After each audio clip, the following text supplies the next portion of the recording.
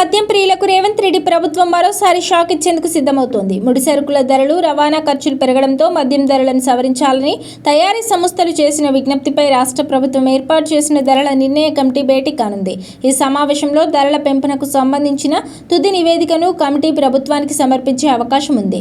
ప్రస్తుత ప్రతిపాదనల ప్రకారం సాధారణ వినియోగదారులు ఎక్కువగా కొనుగోలు చేసే చీప్ లిక్కర్పై ₹90 వరకు, ప్రీమియం బ్రాండ్ల ఫుల్ బాటిల్పై ₹100 వరకు, అలాగే హయ్యర్ కేటగిరీ బ్రాండ్లపై గరిష్టంగా ₹120 వరకు ధరలు పెరిగే అవకాశం ఉంది.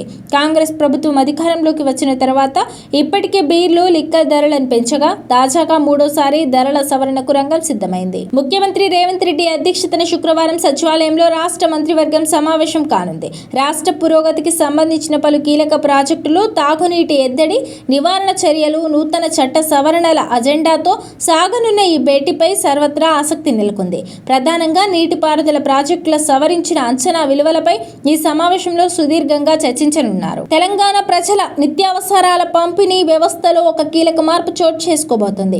రాష్ట్రంలో అర్హులైన లబ్ధిదారులకు పంపిణీ చేసేందుకు స్మార్ట్ రేషన్ కార్డులు సర్వం సిద్ధమయ్యాయి. యాదాద్రి, భువనగిరి, జనగామతో పాటు రాష్ట్రంలోని అన్ని జిల్లా కేంద్రాలకు ఈ కార్డులు ఇప్పటికే చేరుకున్నాయి. గత 20 ఏళ్లుగా పాత పద్ధతిలోనే సాగుతున్న రేషన్ కార్డుల రూపురేఖలను మార్చేస్తూ ప్రభుత్వం వీటిని అత్యంత ఆధునికంగా రూపొందించింది. రేషన్ షాపుల వారీగా లబ్ధిదారుల సంఖ్యను అనుగుణంగా వీటిని ప్యాక్ చేసి త్వరలోనే పంపిణీ చేసేందుకు అధికారులు అన్ని ఏర్పాట్లు పూర్తి చేస్తున్నారు. తెలంగాణ ప్రభుత్వం ప్రతిష్టాత్మక గృహజ్యోతి పథకం లబ్ధిదారులపై ఎల్నినో ప్రభావం తీవ్రంగా పడుతోంది. ఉచిత విద్యుత్ పరిమితి దాటిపోతుండటంతో వేలాది కుటుంబాలు జీరో బిల్ అర్హతను కోల్పోతున్నాయి. వర్షాభావ పరిస్థితులు, విపరీతమైన ఉక్కపోత కారణంగా ఇళ్లలో ఫ్యాన్లు, కూలర్ల వాడకం వేసవి తరహాలోనే కొనసాగుతోంది. భూగర్భ జలాలు అడుగంటడంతో ఇళ్లలో మోటారు, బోర్లు ఎక్కువ సమయం నడపాల్సి వస్తోంది. దీంతో నెలవారీ విద్యుత్ వినియోగం ప్రభుత్వం విధించిన 200 యూనిట్ల పరిమితిని దాటుతోంది. వరద వస్తేనే నీళ్లని రాష్ట్రంలోని కాంగ్రెస్ ప్రభుత్వం చేతులెత్తేసింది.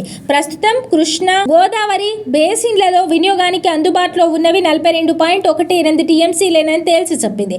అవి కూడా తాగునీటికేనని స్పష్టం చేసింది. ఎల్నినో ప్రభావంతో కాంటిజెన్సీ ప్రణాళికను ప్రభుత్వం తాజాగా ప్రకటించింది. ఈ నివేదిక ప్రకారం రాష్ట్రంలోని భారీ, మధ్యతరహా సహా అన్ని రిజర్వాయర్లలో కలిపి ప్రస్తుతం వినియోగానికి అందుబాటులో ఉన్న జలాలు 42.18 టీఎంసీలేనని సర్కార్ పేర్కొంది. గోదావరి బేసిన్లో 28 మీడియం, 7 మేజర్ రిజర్వాయర్లు ఉండగా వాటిలో డెడ్ స్టోరేజ్ కింద 37.21 టీఎంసీలు పోగా ప్రస్తుతం వినియోగానికి 27.69 టీఎంసీలు మాత్రమే ఉన్నాయని నివేదించింది.